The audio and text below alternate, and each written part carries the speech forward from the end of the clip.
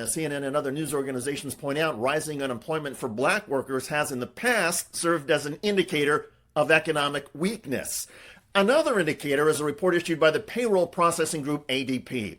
This data focuses only on private sector employment, and the latest ADP report showed a private sector job loss.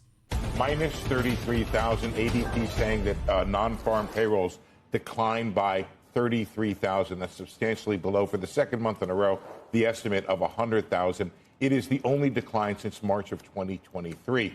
Goods sector not doing too badly, up 32,000. The losses appear to come from the services sector. We'll show you details in a second, of minus 66,000.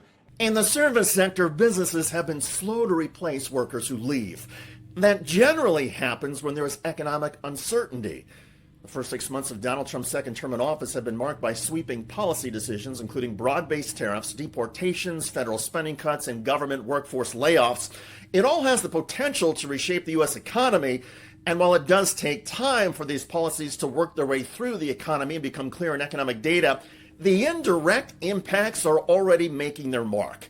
By all accounts, job growth is becoming anemic. It's churning along, but seems to be cooling off. It wasn't supposed to be this way. Economists, markets, and businesses were certain they would have one or two rate cuts from the Federal Reserve by now that would have helped juice the economy.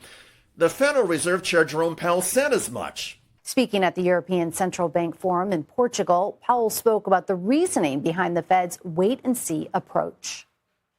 In effect, we went on hold when we saw the size of the tariffs and essentially all inflation forecasts for the United States went up materially as a consequence of the tariffs. So we didn't overreact. In fact, we didn't react at all. We're simply taking some time. As long as the U.S. economy is in solid shape, we think the prudent thing to do is to wait and learn more. But the Fed's wait-and-see approach has not sat well with Donald Trump. He has repeatedly lashed out at Powell for not yet lowering rates, describing the Fed chair as a numbskull and a moron.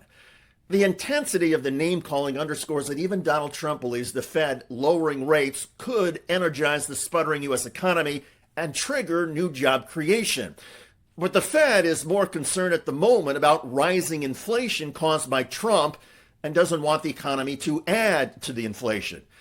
Between rising inflation, a lackluster job market, tariffs causing American consumers to pay more for goods, and U.S. market instability, the overall mood in the United States under Trump is more grim.